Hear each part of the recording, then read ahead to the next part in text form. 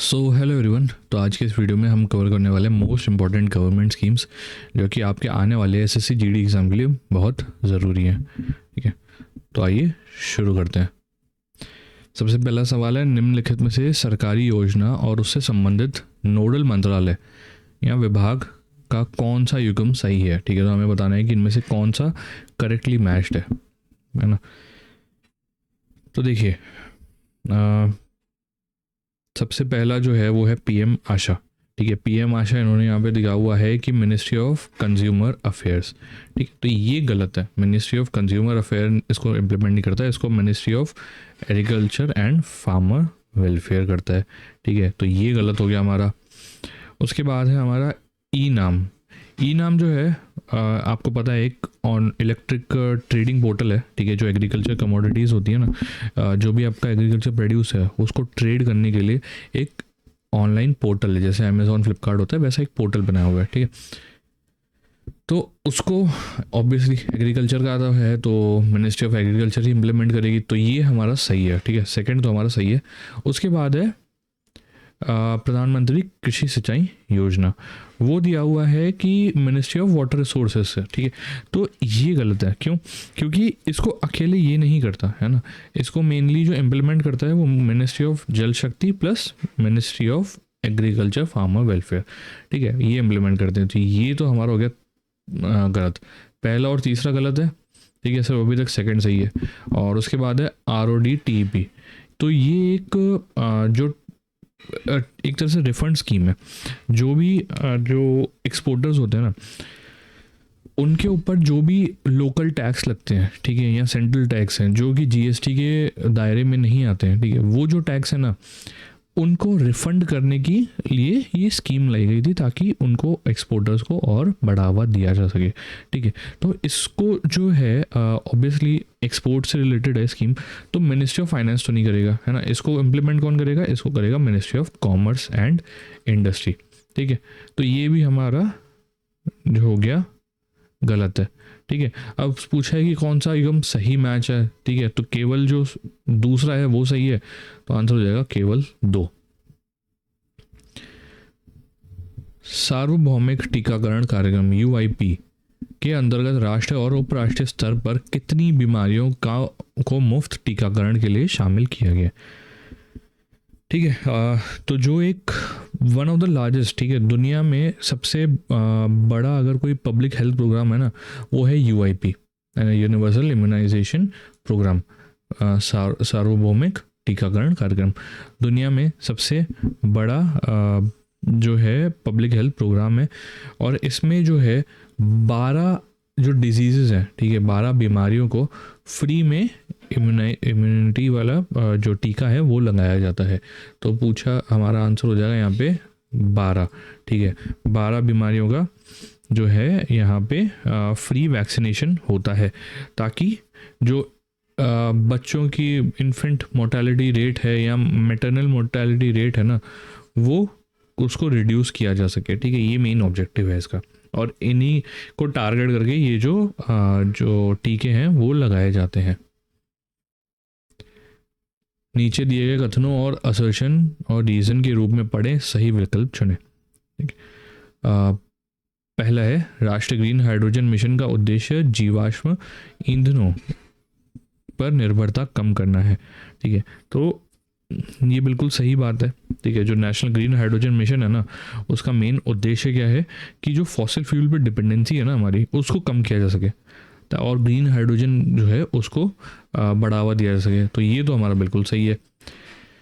दूसरा है, यह मिनिस्ट्री ऑफ EFCC द्वारा लागू किया जाता है। ठीक है, तो ये गलत है। ठीक है, इसको ये नहीं, ministry of new and renewable energy जो है वो इम्प्लीमेंट करती है। ठीक है, तो ये हमारा जो सेकंड है स्टेटमेंट वो गलत हो जाएगा। ठीक है, तो आंसर हो जाएगा A सही है पर R गलत है। ऑप्शन C जो है हमारा सही जवाब है। अगर पूछ लिया जाए ये जो स्कीम है, वो मिशन जो है वो चालू कब हुआ था? वो हुआ था 2023 में। 2023 में इसको चालू किया गया था, और उद्देश्य क्या था? उद्देश्य था भारत को एक ग्लोबल हब बनाना था, ठीक है, किसके लिए? ग्रीन हाइड्रोजन के लिए ये टारगेट था। इस उद्देश्य के साथ ये स्कीम लाई गई थी। अगला सवाल है, डॉक्टर राजेंद्र सिंह ने मई 2025 में एमओएस, पीएमओ और एमओएस पर्सनल के रूप में कौन सी पहल की शुरुआत करी थी? ठीक है, तो कौन सी पहल की शुरुआत करी थी? तो इन्होंने शुरुआत जो करी थी उसका नाम था ई सिविल लिस्ट 2025, जो कि एक ई बुक है। ई सिविल लिस्ट 2025 ई बुक की इन्होंने शुरुआत करी थी। ठीक है क्या? एक डायरेक्टरी है आईएएस ऑफिसर्स की, ठीक है, आईएएस ऑफिसर्स की एक डायरेक्टरी है, उसमें उनका कैडर हो गया, पोस्टिंग हो गई, ठीक है, बैच हो गया, ये सब जानकारी इस लिस्ट में मिल जाएगी। यहाँ पे एमओएस का मतलब होता है मिनिस्टर ऑफ स्टेट, ठीक है, वो नोट कर लीजिएगा। निम्नलिखित में से कौन सी योजना पहल अपने क्षेत्रीय फोकस के संदर्भ में अन्य से भिन्न है? ठीक है, which of the following schemes और initiative is conceptually different from the other terms of its sectoral focus ना। तो अगर इनका देखा जाए तो देखिए, सबसे अलग जो है ना, NSWS हो गया, लीड्स हो गया, गति शक्ति है, ये सारे जो है ना, ये सारे रिलेटेड किससे हैं? इंफ्रास्ट्रक्चर से रिलेटेड है कोई, ठीक है, लॉजिस्टिक्स से है ना, मतलब ईज ऑफ डूइंग बिजनेस जो हमारा टारगेट है ना, उससे रिलेटेड है। बस एक PMFBY जो है, प्रधानमंत्री फसल बीमा योजना, ये सबसे अलग है, ठीक है। तो ये हमारा आंसर हो जाएगा ऑप्शन डी, प्रधानमंत्री फसल बीमा योजना। क्यों? क्योंकि ये एग्रीकल्चर से रिलेटेड है, एग्रीकल्चर से रिलेटेड है, ठीक है, एग्रीकल्चर और इंश्योरेंस सेक्टर से रिलेटेड है। जो इसमें होता क्या है, जो भी किसान है वो अपनी जो भी फसल उगाते हैं उसका एक इंश्योरेंस किया जा सकता है। इन केस कोई अनहोनी हो जाए, जैसे बाढ़ आ गई या कुछ भी हुआ, उनकी फसल ख़राब हो जाती है, तो उस फसल के एवज में पूरा मुआवजा उनको दिया जाता है इंश्योरेंस कंपनी के द्वारा, ठीक है। तो देखिए, तो यहाँ पे ये जो तीन थे उनसे बिल्कुल अलग है प्रधानमंत्री फसल बीमा योजना। कौन सी सरकारी पहल कौशल विकास और उद्यमिता सहायता के माध्यम से महिलाओं को सशक्त बनाने का लक्ष्य रखती है? Which government initiative aims to empower women through skill development and providing support for entrepreneurship? ठीक है, तो देखिए, अगर बात की जाए कि सशक्त कैसे बनाया जा रहा है ना, एंटरप्रेन्योरशिप को बढ़ावा देके, तो वो हो रहा है प्रधानमंत्री मुद्रा योजना के बाद कारण, ठीक है। तो आंसर हो जाएगा हमारा ऑप्शन सी, प्रधानमंत्री मुद्रा योजना। प्रधानमंत्री मुद्रा योजना है क्या? इसमें क्या होता है, इसमें लोन दिया जाता है, ठीक है, लोन दिया जाता है, वो भी कोलैटरल फ्री। कोलैटरल क्या हो जाता है, इसके बदले में आपको कुछ भी गिरवी रखने की ज़रूरत नहीं है। जैसे मान लीजिए आप घर लेते हैं या गाड़ी लेनी है आपको, तो आपको उसके अगेंस्ट में घर या गाड़ी जो भी है गिरवी रखनी पड़ती है। इसमें आपको कुछ भी रखने की ज़रूरत नहीं है। आप अपना जो बिज़नेस आइडिया है वो प्रेजेंट कीजिए बैंक में, बैंक आपको मुद्रा योजना में लोन दे देगा, ठीक है। मेन जो टारगेट है वो महिलाएं हैं, ताकि महिलाएं जो हैं एंटरप्रेन्योरशिप में और आगे आ सकें। 3 कैटेगरीज होती हैं इसकी, ठीक है, 3 कैटेगरीज होती हैं, मतलब लिमिट होती है कि कितना कितना लोन मिलेगा। तो ये 3 होती हैं। पहला होता है शिशु, दूसरा होता है आपका किशोर, तीसरा होता है आपका तरुण, ठीक है। किशोर, शिशु, किशोर और तरुण, ठीक है, ये 3 आपके इसमें कैटेगरीज होती हैं। अमाउंट वाइज होता है कि कितने अमाउंट का लोन दिया जा सकता है उसमें, मतलब मान लीजिए जैसे शिशु है वो 50,000 तक ही दिया जा सकता है, ठीक है, तो वो 50,000 तक का जो भी लोन होगा वो शिशु कैटेगरी में हो जाएगा। तो ऐसे डिफ्रेंसिएशन होता है इसमें। असर्शन और रीज़न के रूप में दिए गए कथनों को पढ़ें और सही विकल्प चुनें। पहला है, India industrial land bank GIS आधारित जानकारी प्रदान करता है। बिल्कुल सही बात है ना। इंडिया इंडस्ट्रियल जो लैंड बैंक जो है वो जीआईएस रिलेटेड इंडस्ट्रियल लैंड जो है उसकी जानकारी प्रोवाइड करता है, तो ये तो हमारा हो गया सही। दूसरा है, ये खनन मंत्रालय द्वारा प्रबंधित किया जाता है। बिल्कुल गलत है, ठीक है। जब इंडस्ट्री की बात हो गई तो माइंस का तो कुछ लेना देना ही नहीं है। इसको मैनेज कौन करता है? इसको मैनेज करता है DPIIT। किसके अंडर में आता है? Ministry of commerce and industry. ये लोग इसको मैनेज करते हैं, माइन से इसका कोई लेना देना नहीं है, ठीक है। तो हमारा पहला सही है, सेकंड गलत है, तो आंसर हो जाएगा option C, A is true and R is false, है ना।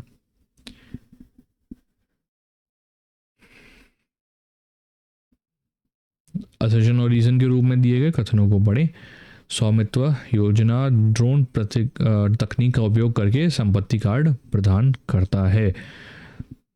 तो स्वामित्व स्कीम जो है, बिल्कुल सही बात है, ड्रोन टेक्नोलॉजी का यूज़ करता है और जो रूरल प्रॉपर्टीज़ हैं उनको मैप करके एक प्रॉपर्टी कार्ड जो है प्रोवाइड करता है, संपत्ति कार्ड प्रदान करता है। तो ये हो जाएगा ऑप्शन सही। यह ग्रामीण और शहरी दोनों क्षेत्रों को कवर करता है। ये बिल्कुल गलत है। क्यों? क्योंकि ये सिर्फ ग्रामीण क्षेत्रों को कवर करता है, शहरी को नहीं। तो आंसर हो जाएगा हमारा A student R is false. Option C हमारा जो है वो सही है। अब यहाँ पे ये नोट कर लीजिएगा, स्कीम को लॉन्च कौन सी मिनिस्ट्री करती है? इसको करती है ministry of Panchayati Raj. Ministry of Panchayati Raj जो है इसको इम्प्लीमेंट कर रही है, और कारण क्या है? ताकि ओनरशिप रिकॉर्ड जो है वो तैयार किए जा सकें, ओनरशिप रिकॉर्ड जो है वो तैयार किए जा सकें, इसलिए इसको लागू किया गया है। कौन सी सरकारी योजना उन वरिष्ठ नागरिकों को वित्तीय सहायता प्रदान करने का लक्ष्य रखती है जिन्होंने आजीविका का साधन खो दिया है? ठीक है, तो कौन सी है जो वरिष्ठ नागरिकों को फाइनेंशियल सपोर्ट देती है? तो उसका नाम है Indira Gandhi national old age pension scheme, ठीक है, IGNOAPS, ठीक है। ये स्कीम है, करते क्या है? मंथली पेंशन दी जाती है हर महीने 60 साल से ऊपर जो भी गरीब नागरिक हैं हमारे देश के, उनको पेंशन दी जाती है। किसके अंडर में आता है? नेशनल सोशल असिस्टेंस प्रोग्राम, इसके अंडर में ये स्कीम आती है। यहाँ पे एक और स्कीम दी गई है, अटल पेंशन योजना। इसको ज़रूर ढंग से कवर कर लीजिएगा, क्योंकि जो एग्ज़ाम है, मतलब ये एक तरह से फेवरेट टॉपिक है ना, फेवरेट है। जो एग्ज़ामिनर है उसकी एक one of the favourite schemes है। इससे कई बार सवाल पूछे जा सकते हैं। अटल पेंशन होता क्या है कि जो भी 18 साल से 40 साल के लोग हैं, है ना, जो अनऑर्गेनाइज सेक्टर्स में है, मान लीजिए कोई दिहाड़ी मजदूर हैं या पेंटर हो गए, कारपेंटर हैं, उनको एक ऑप्शन देता है कि वो अपनी सेविंग करें, है ना, जिसके बदले में जब वो 60 साल के हो जाएंगे तो उनको पेंशन प्रोवाइड की जा सके। पेंशन कहाँ से कहाँ तक होती है? 1,000 से लेके 5,000 तक के बीच में पेंशन हो सकती है। वो जो एनरोल कर रहे हैं, जो एनरोल कर रहा है इंसान, वो डिसाइड करेगा कि उसको कितनी पेंशन चाहिए 60 साल के बाद, है ना। तो इसको ज़रूर नोट कर लीजिएगा, है ना। मिनिमम अगर इसमें बात करें कंट्रीब्यूशन कितना होता है, तो देखिए मिनिमम जो है 1,000 रुपये की जब अगर पेंशन चालू करवा रहे हैं, 18 साल वाला जो है उसका होगा 42 रुपये, 40 साल वाला जो है उसका होगा 210 रुपये, है ना। और इसको इम्प्लीमेंट कौन कर रहा है? PFRDA जो है इसको इम्प्लीमेंट करता है।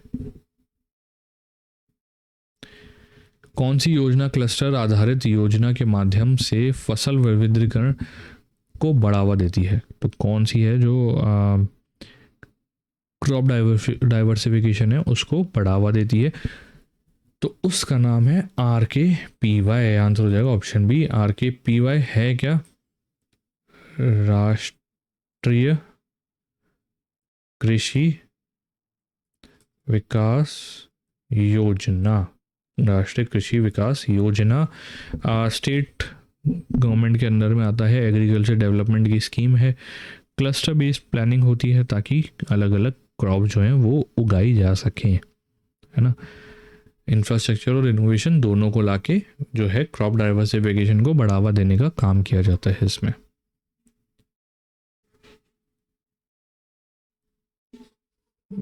टीआईएस का मुख्य उद्देश्य क्या है? टीआईएस जो स्कीम है ना, स्कीम का फुल फॉर्म क्या है?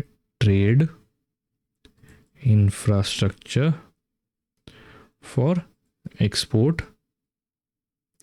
स्कीम, ठीक है, trade infrastructure for export scheme. उद्देश्य क्या है? उद्देश्य है एक्सपोर्ट से रिलेटेड जो भी इंफ्रास्ट्रक्चर है, चाहे पोर्ट हो गए, वेयर हाउस है, लैब्स हैं, उनको बढ़ावा देना, उनको डेवलप करना, ठीक है। तो अगर ऑप्शन चेक करें तो हमारा आंसर हो जाएगा एक्सपोर्ट इंफ्रास्ट्रक्चर डेवलपमेंट, निर्यात और अवसंरचना विकास। ऑप्शन ए जो है हमारा सही हो जाएगा।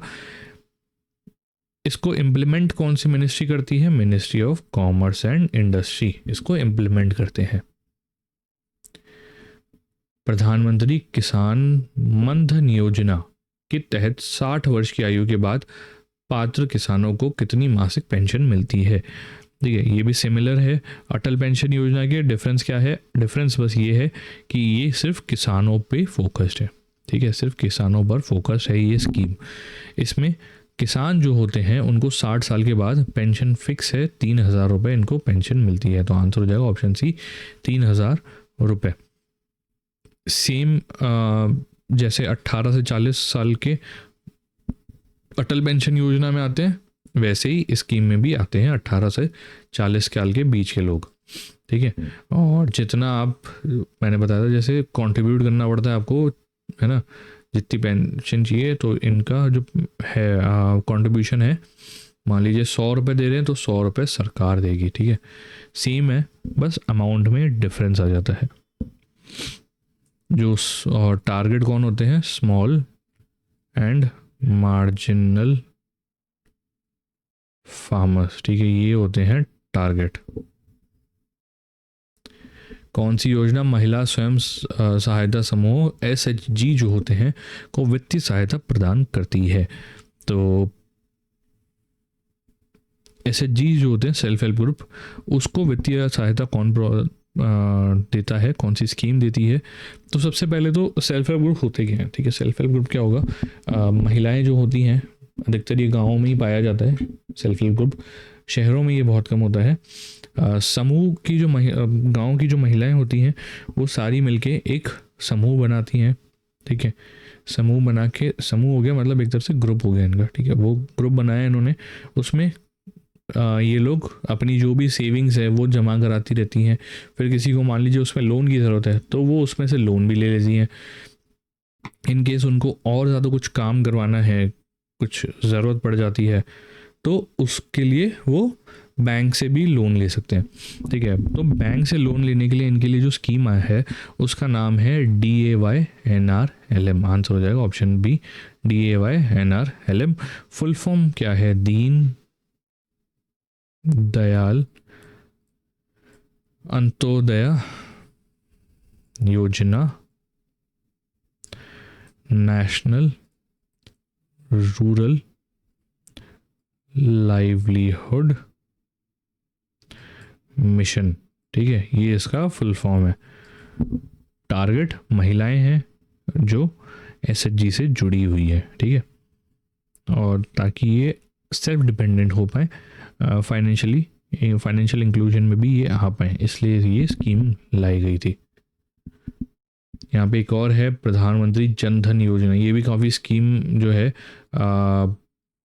न्यूज़ में रहती है। क्यों? क्योंकि इसके जो टारगेट्स हैं, ठीक है, मतलब एक माइलस्टोन जो अचीव करते हैं वो अधिकतर न्यूज़ में आता है। जैसे मान लीजिए 100 करोड़ खाते खुले या 110 करोड़ हो गए, ठीक है, वो सब जो है इसमें आता रहता है, तो इसको भी ज़रूर नोट कर लीजिएगा।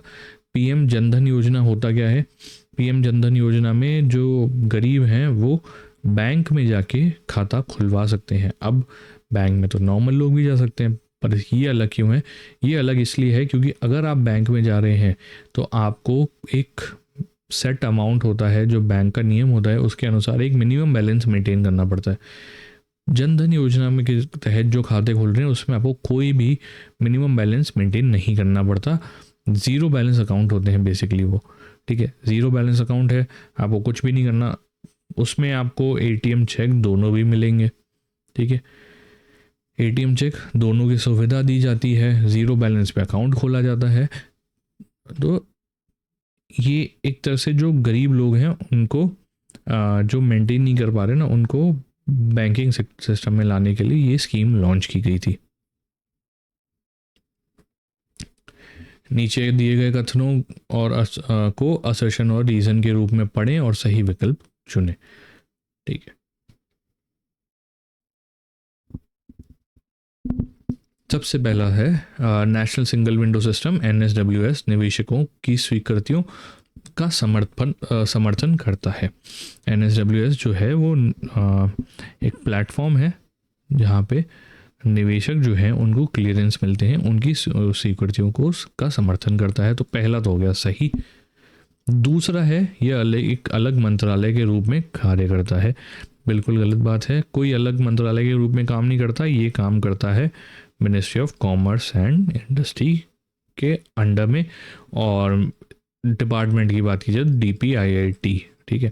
मिनिस्ट्री जो हो गई ministry of corporate and industry, और DPIIT जो है इसका इस पोर्टल को मेंटेन करता है, ठीक है। तो हमारा आंसर हो जाएगा ए सही है पर आर गलत है। ऑप्शन सी जो है हमारा सही जवाब है। PM किसान मोबाइल ऐप किस में मदद करती है? तो देखिए PM किसान है क्या? PM किसान एक सरकारी स्कीम है जिसको ministry of agriculture and farmer welfare ने लॉन्च करा था, है ना।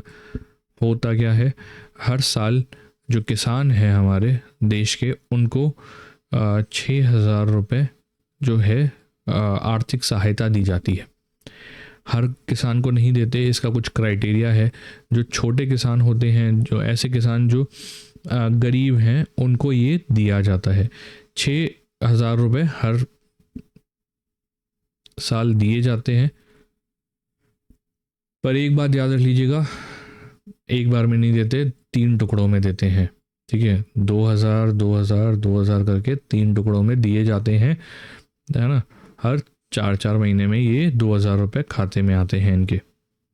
और एक अच्छी बात है, कोई जो है इसमें मिडिल मैन नहीं होता, डायरेक्ट बैंक ट्रांसफ़र होता है।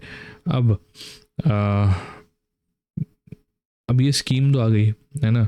तो मोबाइल ऐप का काम क्या है? मोबाइल ऐप का काम है ये है कि जो इंस्टॉलमेंट जो होती हैं 2-2 हज़ार रुपये, उसका जो पेमेंट है उसको ट्रैक करने का काम होता है इस ऐप का, है ना। तो इसलिए आंसर हो जाएगा हमारा भुगतान ट्रैकिंग, पेमेंट ट्रैकिंग जो है हमारा सही जवाब है। निम्नलिखित में से कौन से कथन भारत में शुरू की गई मिष्टी पहल का सही विवरण है? देखिए मिष्टी पहल जो है स्कीम, उसके बारे में सही विवरण कौन सा है? मिष्टी पहल क्या है? Mangrove initiative for shoreline habitats and tangible income. जो कोस्टल इकोसिस्टम है उसको, कोस्टल एरिया है उसको डेवलप करना, उसको रीस्टोर करना, ये इसका काम है ना। तो हमसे यहाँ पूछा है, स्टेटमेंट देख लेते हैं। पहला है मिष्टी कार्यक्रम का उद्देश्य मैंग्रोव वन क्षेत्र को बढ़ाना और तटीय क्षेत्रों की आजीविका के अवसर बढ़ाना है। बिल्कुल सही बात है, पहला तो हो गया सही। दूसरा क्या है? यह ग्रामीण विकास मंत्रालय के अंतर्गत की जाने वाली परियोजना है, तो ये गलत हो जाएगा। जब आप फॉरेस्ट कवर को इंक्रीज कर रहे हैं तो रूरल डेवलपमेंट क्या करेगा? तो ये आ जाएगा ministry of environment, forest and climate change के अंडर, ठीक है। तो सेकंड तो हो गया हमारा गलत। तीसरा क्या है? तीसरा है यह कार्यक्रम कैंपा फंड और MGNREGS जो कि महात्मा गांधी नेशनल रूरल मनरेगा स्कीम जो है, ठीक है, से वित्त पोषित है, तो ये बिल्कुल सही है। ये जो 2 फंड हैं इनसे ही इस प्रोग्राम की इसको फाइनेंस मिलता है। तो पहला सही था, दूसरा गलत था, तीसरा भी सही है, तो हमारा आंसर हो जाएगा option B, first and three is correct. और ये कौन से साल में हुई थी, तो ये 2023-24 का जो बजट आया था उसमें इसको अनाउंस किया गया था। मिष्टी योजना के बारे में निम्नलिखित कथनों पर विचार करें। ठीक है, एक और बार आ गया। यह वैज्ञानिक तरीकों से मैंग्रोव वृक्षारोपण को लक्ष्य रखती है, बिल्कुल सही बात है। इसे बजट 2023-24 में घोषित किया गया था, ये भी बिल्कुल सही बात है।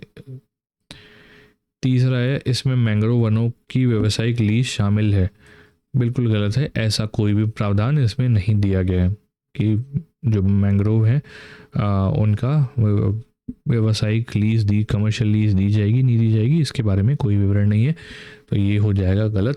पहला और दूसरा हमारा सही है, तो आंसर हो जाएगा option A, only 1 and 2 are correct. न्यूनतम आवश्यकताओं कार्यक्रम किस योजना में शुरू किया गया था?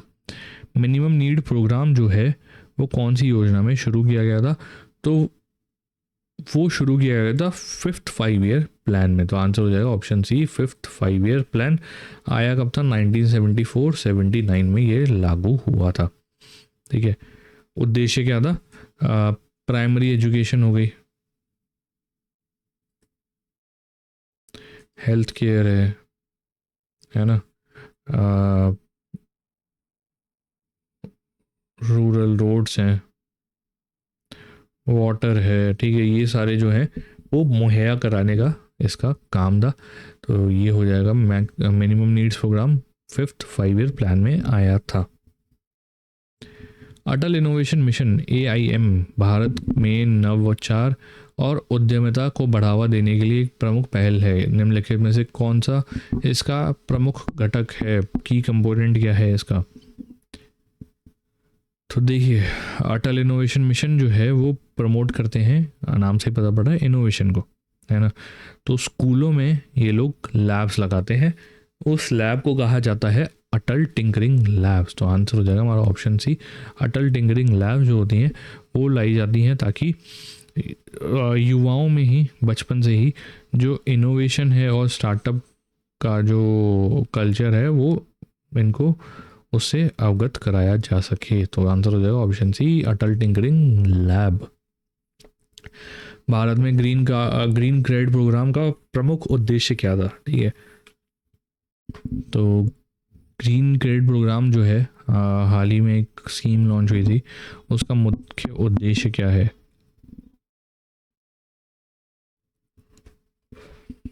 तो देखिए, उसका मुख्य उद्देश्य है व्यक्तियों या संस्थाओं द्वारा स्वैच्छिक पर्यावरणीय कार्यों को प्रोत्साहित करना, हो जाएगा option B, reward voluntary environment action by individual और एंटिटीज़। ठीक है, ये इसका मुख्य उद्देश्य है। इसमें करते क्या हैं? पेड़ लगाएं, पानी बचाएं, वेस्ट जो है उसको मैनेज करें। ठीक है, तो ये इसको बढ़ावा देने के लिए ग्रीन क्रेडिट जो है वो दिया जाता है इनको, है ना, कंपनीज को। डाक कर्मयोगी किस विभाग में शुरू की थी? नाम से ही पता पड़ रहा है, डाक है तो इसको कौन करेगा? Department of post. ठीक है, आंसर हो जाएगा option C, department of post. है क्या? एक ऑनलाइन पोर्टल है, ठीक है, ऑनलाइन पोर्टल है किसके लिए? पोस्टल एम्प्लॉयज़, जो भी पोस्ट ऑफिस के एम्प्लॉयज़ हैं उनके लिए, ताकि वो जो है एक तरह से अपने आप को अपडेट कर सकें और नई नई जो तकनीकें हैं उसके बारे में सीख सकें। बेसिकली एक ट्रेनिंग मॉड्यूल है डाक कर्म योगी।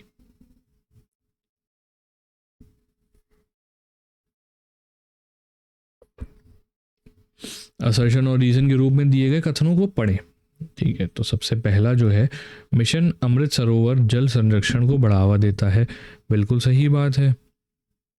ठीक है, ये जो है वो जल संरक्षण को बढ़ावा देता है। दूसरा है, इसका लक्ष्य 2024 तक प्रत्येक जिले में 75 तालाब बनाना था, तो ये भी बिल्कुल सही है ना। 75 तालाब बनाना इसका उद्देश्य था। अब क्या आर जो है वो अच्छे से ए को समझाता है? तो बिल्कुल सही बात है। क्यों? 75 तालाब बनाओगे तभी तो उससे ही पता पड़ रहा है कि हमें जल संरक्षण को बढ़ावा दिया जा रहा है। देखिए, तो हमारा आंसर हो जाएगा both A and R is true and R is the correct explanation of A. ठीक है, ए, ये जो ए है वो सही हो जाएगा। पीएम किसान मनधन योजना में किसानों का पंजीकरण की आयु सीमा क्या है? ठीक है, तो मैंने जैसा बताया था, पीएम किसान मनधन योजना जो है वो एक पेंशन स्कीम है जिसके तहत जो किसान होते हैं 60 साल से ऊपर जब हो जाते हैं तो उनको 3,000 रुपये पर मंथ जो है पेंशन दी जाती है। इसमें एनरोल करने की आयु क्या है? 18 से 40 साल। आंसर हो जाएगा ऑप्शन बी, 18 से 40 साल के बीच में इस स्कीम से आप जुड़ सकते हैं। अटल पेंशन योजना की भी याद रखिएगा, यही आयु और जो एज रेंज है वो यही है। और उसमें पेंशन कितनी होती है? 1,000 से लेके 5,000 तक। जैसे इसमें तो फिक्स है 3,000, उसमें आप खुद चुन सकते हैं 1,000 लेनी है, 2,000, 3,000 या 4-5,000। निम्नलिखित में से कौन सी योजना जैविक खेती को बढ़ावा देती है? ऑर्गेनिक फार्मिंग जो होती है उसको बढ़ावा देने वाली स्कीम कौन सी है? उसको बढ़ावा देने वाली स्कीम का नाम है परंपरागत कृषि विकास योजना, पीएम परंपरागत किसान विकास कृषि विकास योजना। ऑप्शन बी जो है हमारा सही है। ऑर्गेनिक फार्मिंग को जो है बढ़ावा देते हैं, ऑर्गेनिक इनपुट्स प्रोवाइड किए जाते हैं किसानों को। ठीक है, ऑर्गेनिक इनपुट्स प्रोवाइड किए जा सकते हैं। केमिकल का जो यूज़ है उसको कम करने के लिए इनको मोटिवेट किया जाता है। कौन सी योजना डाकियों के माध्यम से वित्तीय सेवाओं को समर्थन प्रदान करती है? ठीक है, फाइनेंशियल सर्विसेज जो हैं उसको सपोर्ट किया जाता है थ्रू पोस्टमैन। तो ये किसके द्वारा किया जाता है? तो ये किया जाता है IPPB, Indian post payment bank. ठीक है, ये बैंकिंग सर्विसेज प्रोवाइड की जाती हैं थ्रू जो पोस्टमैन है उनके द्वारा, ताकि फाइनेंशियल इंक्लूजन जो है उसको और बढ़ावा दिया जा सके रूरल एरियाज में। राष्ट्रीय स्वच्छ गंगा मिशन के अंतर्गत 2025 में किस नदी को national aquatic ecosystem restoration mission में शामिल किया गया था?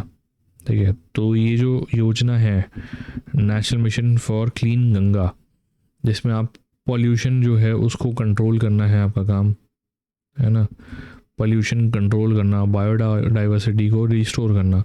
तो इसके लिए 2025 में इसमें यमुना नदी को और जोड़ा गया था। तो आंसर हो जाएगा ऑप्शन डी, यमुना नदी। समुद्र स्तर बढ़ने के जवाब में समुद्री दीवारें बनाना और भवनों में ऊंचा करना किस श्रेणी में आता है? ठीक है, तो ये जो सी वॉल्स हो गई या एलिवेटेड बिल्डिंग्स बनाना है वो किस में आता है? वो आता है ताकि वो ये दर्शाता है कि हम अडेप्ट कर रहे हैं, जो इम्पैक्ट होता है इम्पैक्ट आता है क्लाइमेट चेंज का, हम उसको अडेप्ट कर रहे हैं। अब आप ये सोच सकते हैं कि यहाँ पे कौन सा होगा, अडेप्शन है कि मिटिगेशन है? तो कंफ्यूज नहीं होना है। अडेप्शन होता है कि आप एडजस्ट कर रहे हैं जो क्लाइमेट का इम्पैक्ट हो रहा है, मिटिगेशन हो रहा है कि आप उसको रिड्यूस कर रहे हैं। ठीक है, मिटिगेशन आप कर नहीं सकते तो हम खुद को ही एडजस्ट कर लेते हैं। तो आंसर हो जाएगा option D, climate change adaptation. ठीक है, वापस एक असर्शन और रीज़न के रूप में क्वेश्चन आया है। ठीक है, तो पहला है ए स्टेटमेंट है उड़ान योजना क्षेत्रीय हवाई संपर्क में सुधार लाती है, इम्प्रूव कर रही है। हमें पता है रीजनल कनेक्टिविटी इम्प्रूव हो रही है, तो ए तो है जो सही हो जाएगा। यह एयरलाइनों को वित्तीय व्यवहार्यता अंतर, ठीक है, अतर VGF जो है वायबिलिटी गैप फंडिंग प्रदान करता है। बिल्कुल सही बात है, ठीक है। तो देखिए, जब आप फंडिंग प्रोवाइड करोगे तभी तो रीजनल कनेक्टिविटी इंप्रूव होगी, है ना। तो दोनों स्टेटमेंट जो है हमारे सही हैं और आर जो है वो ए का बिल्कुल सही जवाब है। तो आंसर हो जाएगा ऑप्शन ए, दोनों ए और सही सही है और आर जो है वो ए की सही व्याख्या है। उड़ान स्कीम का फुल फॉर्म अगर पूछ लिया जाए, उड़े देश का आम नागरिक, उड़े देश का आम नागरिक, इसका फुल फॉर्म हो जाता है। टीयर 2 टीयर 3 सिटीज़ जो होते हैं उनमें एयर ट्रैवल जो है उसको बढ़ावा देने के लिए ये स्कीम लाई गई थी। राष्ट्रीय बौद्धिक संपदा अधिकार IPR नीति जो है भारत में रचनात्मक और नवाचार को बढ़ावा देने का लक्ष्य रखती है। निम्नलिखित में से इसका एक प्रमुख उद्देश्य क्या है, ठीक है। तो नेशनल IPR पॉलिसी जो कि लाई गई थी 2016 में, उसका मुख्य उद्देश्य क्या है? इनोवेशन जो है उसका जो इकोसिस्टम है उसको बढ़ावा देना और एक पब्लिक अवेयरनेस बढ़ाना। किसके लिए? ये जो इंटेलेक्चुअल प्रॉपर्टी राइट्स जो होते हैं उसके प्रति बड़ा जो अवेयरनेस बढ़ानी है। इकोनॉमिक हो गई या सोशल बेनिफिट है या उसके कल्चरल बेनिफिट जो हैं, आर्थिक सामाजिक सांस्कृतिक लाभों के बारे में जागरूकता पैदा करना, ठीक। तो हमारा आंसर हो जाएगा ऑप्शन बी, IPR के आर्थिक सामाजिक और सांस्कृतिक लाभों के बारे में जागरूकता प्रदान करना। कौन सी सरकारी पहल नागरिकों को विभिन्न सरकारी सेवाओं तक ऑनलाइन पहुंच के एकीकृत मंच प्रदान करती है? तो ऐसा कौन सा प्लेटफॉर्म है जहाँ पे एक जो भी अलग अलग गवर्नमेंट सर्विसेज हैं उनको एक सिंगल प्लेटफॉर्म पे लाने वाली जो आप कह लें ऐप है ना, उसका नाम क्या है? तो उसका नाम है Umang, unified mobile application for new age governance. Answer हो जाएगा ऑप्शन बी, उमंग। इसमें आप जो भी सर्विस होगी, मान लो EPFO से रिलेटेड कोई सर्विस चाहिए आपको या आधार से रिलेटेड सर्विस चाहिए, ठीक है, आपको पैन कार्ड से रिलेटेड सर्विस जो भी चाहिए, ठीक है, वो सब इस पे उमंग ऐप पे आपको मिल जाएगी। ई संजीवनी पहल के बारे में निम्नलिखित कथनों पर विचार करें। पहला जो है ई संजीवनी OPD नागरिकों को ऑनलाइन माध्यम से दूरस्थ डॉक्टर परामर्श की सुविधा देता है। तो पहला तो बिल्कुल सही है ना। ऑनलाइन मोड में आप डॉक्टर्स जो हैं उनसे कंसल्ट कर सकते हैं, तो ये बिल्कुल सही है। मान लीजिए टेलीफोनिकली कंसल्ट करना चाहें तो वो भी इससे हो जाता है। ई संजीवनी ABHWC नागरिकों को Ayushman Bharat health and wellness centre से जोड़ता है, ठीक है। तो ये भी सही है कि ये जो ABHWC जो है वो सिटीजन जो हैं, जो भारत के नागरिक हैं, उनको Ayushman Bharat health and wellness centre से जोड़ता है। तो ये भी हमारा सही हो जाएगा। तो आंसर हो जाएगा बोथ 1 और 2, दोनों हमारे स्टेटमेंट जो हैं वो सही हैं। भारत में जलवायु योजना में कार्बन सिंक वृद्धि क्यों महत्वपूर्ण है? कार्बन सिंक एनहांसमेंट जो है वो क्यों ज़रूरी है? क्यों? क्योंकि वो जो कार्बन डाइऑक्साइड है उनको वनस्पति और मिट्टी में संग्रहित करता है। Store CO2 in vegetation and soil. Answer हो जाएगा option B, store CO2 in vegetation and soil. Carbon sink enhancement में होता क्या है? बढ़ावा दिया जाता है, पेड़ जो है और सॉइल जो है उसमें CO2 एब्जॉर्ब करवाया जाता है, ठीक है, और ताकि जो क्लाइमेट है उसको जो नुकसान हो रहा है वो ना हो, है ना। जल जीवन मिशन का उद्देश्य 2024 तक सभी ग्रामीण परिवारों को नल कनेक्शन प्रदान करना था। इसमें मुख्य चुनौती क्या थी? ठीक है, तो जैसे कि आपको पता है एक जल जीवन मिशन जो है लॉन्च किया गया था। कारण क्या था, जो भी आपके ग्रामीण घर हैं उनको पानी भरने के लिए दूर दूर न जाना पड़े, उनको नल कनेक्शन घर पे ही प्रदान किया जाए। पर उसमें जो है सबसे बड़ी जो चैलेंज था इनके लिए, है ना, जो चुनौती थी वो ये थी कि उनको इंश्योर करना था कि जो वाटर रिसोर्सेज हैं, है ना, वो लॉन्ग टर्म लंबे समय के लिए सस्टेनेबल है, प्लस जो क्वालिटी है ना पानी की, वो सही है।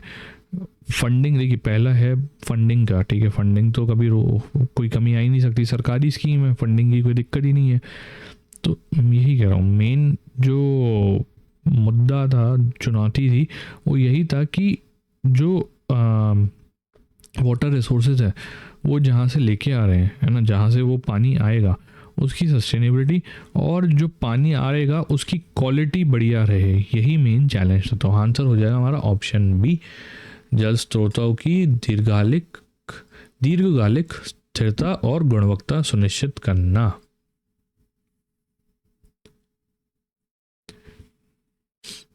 मृदा स्वास्थ्य कार्ड योजना का मुख्य उद्देश्य क्या है? जो सॉइल हेल्थ कार्ड है ना, स्कीम, उसका मुख्य उद्देश्य क्या है? उसका मुख्य उद्देश्य क्या होता है? सॉइल हेल्थ कार्ड होता क्या है? कोई भी मिट्टी है, आपका खेत है, उसकी कोई मिट्टी है, उसका एक रिपोर्ट कार्ड दिया जाता है। वो आपकी जो सॉइल है, ठीक है, इतना सा लिया जाएगा, उसकी टेस्टिंग होगी और आपको फिर एक सॉइल हेल्थ कार्ड दिया जाएगा। उसमें सब बताया जाएगा कि इसमें कौन से न्यूट्रिएंट है, कितने हैं, किस मात्रा में है, और आपको उसमें फसल उगानी है अगर, तो आप ये फर्टिलाइज़र इसमें जोड़ सकते हैं ताकि आपको फ़ायदा हो जाए। ठीक है, तो हमसे पूछा है मुख्य उद्देश्य क्या है, तो उसका मुख्य उद्देश्य हो गया पोषक तत्वों की स्थिति का आकलन। आंसर हो जाएगा option C, assess nutrient status. प्रधानमंत्री आवास योजना का मुख्य घटक क्या है? ठीक है, प्रधानमंत्री आवास योजना जिसका मुख्य उद्देश्य है कि अर्बन एरियाज में जो हाउसिंग का शॉर्टेज है ना, उसको दूर करना।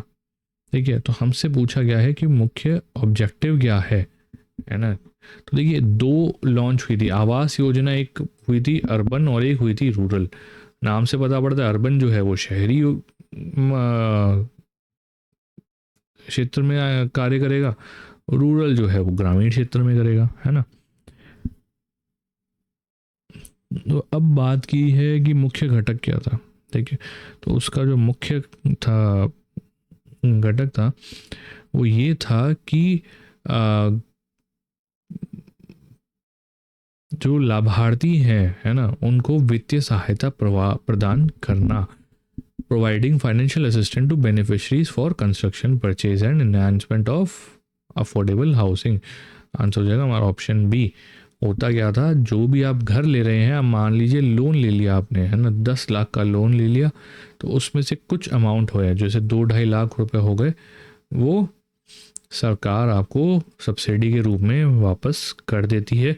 सब्सिडी प्रोवाइड की जाती थी क्रेडिट लिंक्ड सब्सिडी स्कीम के अंतर्गत। ठीक है, उसके अंतर्गत इसको सब्सिडी को दिया जाता था। अब अगला सवाल है, प्रधानमंत्री फसल बीमा के बारे में कथन कौन सा सही है? ठीक है, तो हमें ये बताना है। सबसे पहला है इंश्योरेंस अगेंस्ट नेचुरल रिस्क, बिल्कुल सही बात है, इंश्योरेंस प्रोवाइड करता है फसलों का, कोई भी नेचुरल रिस्क आ गया तो। मैंडेटरी और फॉर ऑल का फार्मर्स, बिल्कुल गलत बात है, बिल्कुल भी ज़रूरी नहीं है कि आप ये फसल बीमा योजना करवाएं। स्टेबलाइजेस फार्मर्स इनकम, बिल्कुल सही बात है, जब आप उसको अगर आप उसका कोई नुकसान हो गया, उसके बदले में आप अगर उसको आर्थिक सहायता देते हैं तो आप उसकी इनकम को स्टेबलाइज करें, तो ये तो सही हो जाएगा। यूनिफॉर्म प्रीमियम, बिल्कुल गलत है, प्रीमियम जो है वो अलग अलग है, फसल पे डिपेंड करता है बहुत बार, है ना, मेजरली फसल पे ही डिपेंड करता है, प्लस सीज़न कौन सा चल रहा है उस पर भी डिपेंड करता है ना, तो ये तो गलत हो गया। तो सही क्या हो जाएगा? 1 और 3, 1 और 3 जो है हमारे सही हैं। Performance linked incentive PLI scheme जो है has been introduced for various sectors. अब हमसे पूछा गया है अलग अलग सेक्टर्स के लिए जो ये स्कीम लाई गई है उसका मुख्य उद्देश्य क्या है। तो देखिए PLI में होता क्या है, उसमें ये है कि जो फैक्ट कंपनीज़ हैं उनको मतलब एक तरह से आप बढ़ावा दे रहे हैं कि आप भारत में जो है प्रोडक्शन करें, मैन्युफैक्चरिंग करें, उसमें आप जितना टारगेट अचीव करेंगे तो उसके बदले में आपको PLI जो है वो दी जाएगी, है ना। तो ये इसका मेन उद्देश्य है। तो आंसर हमारा हो जाएगा घरेलू विनिर्माण को बढ़ावा देना, boost domestic manufacturing and attract investments. जो मेक इन इंडिया पॉलिसी है, ठीक है, मेक इन इंडिया जो हमारा सपना है मोदी जी का, उसको पूरा करना है इसका काम।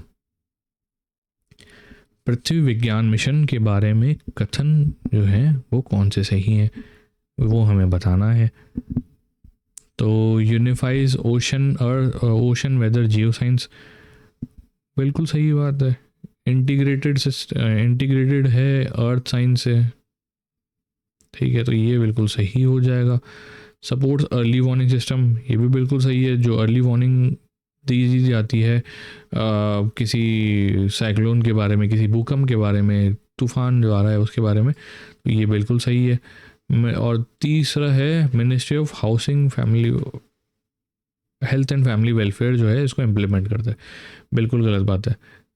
जब बात यहाँ पे हो रही है मौसम की, तो हेल्थ एंड फैमिली वेलफेयर क्या करेगा, इसको करता है मिनिस्ट्री ऑफ अर्थ साइंस, ठीक है, मिनिस्ट्री ऑफ अर्थ साइंस करता है।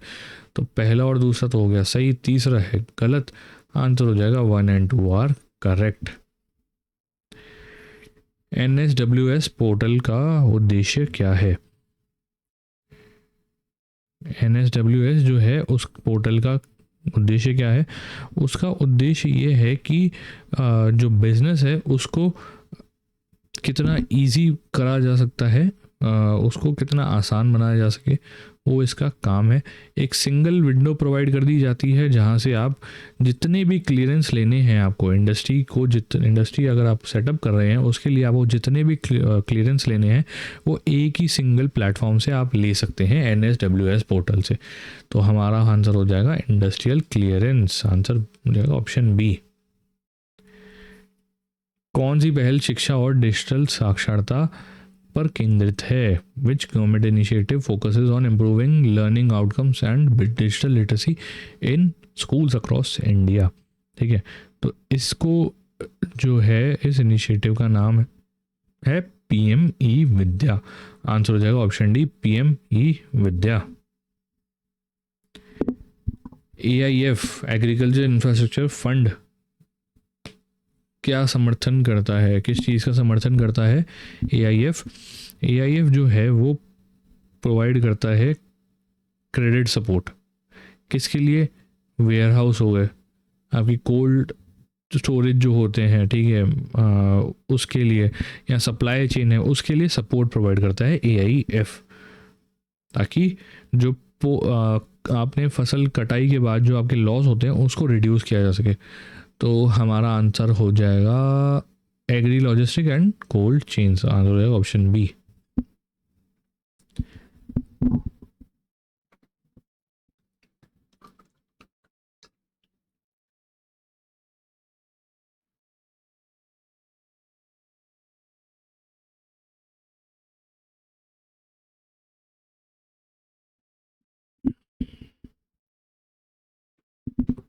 चलिए अगला सवाल है, प्रधानमंत्री किसान ऊर्जा सुरक्षा एवं उत्थान महाभियान योजना कृषि के ऊर्जा क्षेत्र पर केंद्रित है। इस योजना का मुख्य उद्देश्य क्या है। PM कुसुम जो है उसका मुख्य उद्देश्य क्या है। PM कुसुम है ना, जैसे नाम से ही पता पड़ रहा है, किसान ऊर्जा सुरक्षा एवं उत्थान महाभियान, ठीक है, तो इससे पता पड़ रहा है कि ये सोलर से रिलेटेड है, बिजली से रिलेटेड है। इसका मुख्य उद्देश्य ये है कि जो रिन्यूएबल एनर्जी है, ठीक है, उसको एग्रीकल्चर के साथ जोड़ा जाए। जैसे देखिए काफ़ी मशीनें होती हैं, वो चलती हैं खेती में, है ना। तो उसमें हम डीजल का प्रयोग करते हैं, बिजली का प्रयोग करते हैं। तो डीजल को उपयोग जो है उसको ख़त्म किया जा सके और उनको जो है बढ़ावा दिया जाए कि वो सोलर एनर्जी जो है उसको ज़्यादा से ज़्यादा यूज़ करें, है ना। उसके लिए ये जो है पीएम कुसुम स्कीम लाई गई है। इसमें एक और चीज़ हो जाती है कि जो आप मान लीजिए आपने बिजली बन रही है आपकी सोलर में, है ना, आपने यूज़ करी, आपने 100 यूनिट यूज़ करी, 200 यूनिट बन गई, तो जो एक्स्ट्रा 100 यूनिट बनी है ना, वो भी आप डिस्कॉम को बेच सकते हो, ठीक है। ये भी ऑप्शन होता है इसमें। तो एक तरह से डबल फ़ायदा ही हो जाता है किसान का। अब हमसे यहाँ पूछा है कि इसका मुख्य उद्देश्य क्या है।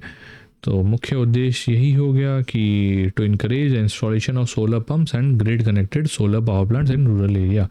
ग्रामीण क्षेत्रों में सोलर पंप और ग्रिड से जुड़े सौर ऊर्जा संयंत्रों की स्थापना को बढ़ावा देना। भारत के शहरों में जल आपूर्ति, सीवरेज और शहरी परिवहन सहित शहरी अवसंरचना में सुधार और कौन सी सरकारी पहल केंद्रित है। ठीक है, तो जो शहरी इंफ्रास्ट्रक्चर है जिसमें पानी आ गया, आपके अर्बन ट्रांसपोर्ट है, उसको इम्प्रूव करने के लिए कौन सा इनिशिएटिव लाया गया है। तो इस इनिशिएटिव का नाम है Atal mission for rejuvenation and urban transformation, Amrut. Amrut जो है वो अर्बन इंफ्रास्ट्रक्चर को इम्प्रूव करता है, जिसमें वाटर सप्लाई आ जाता है, सीवरेज आ जाता है, स्टॉर्म वाटर ड्रेनेज है, अर्बन ट्रांसपोर्ट है, ठीक है। इस सब को इम्प्रूव करता है ये अमृत स्कीम। तो आंसर हो जाएगा हमारा ऑप्शन बी, अमृत। और हाल ही में इसका अभी चल रहा है अमृत 2.0। कब से चालू हुआ था? 2021 से 2026 तक, है ना। जिसमें इसमें फोकस क्या आ गया था? इसमें फोकस आ गया था वाटर सिक्योरिटी पे, जो वेस्ट वाटर है उसको रीयूज़ पे, इसमें इस चीज़ पे ज़्यादा फोकस किया गया था। भारतीय योजना निर्माण प्रतिक्रिया के प्रति कैसे संवेदनशीलता दिखाता है? How does Indian planning demonstrate responsiveness to feedback? ठीक है, तो देखिए, तो इसमें आंसर हमारा हो जाएगा कैसे होता है रिस्पॉन्सिवनेस, आलोचना और सुझावों के आधार पर प्रारूप में संशोधन करके, modifying draft based on criticism and recommendation. Answer हो जाएगा हमारा ऑप्शन सी।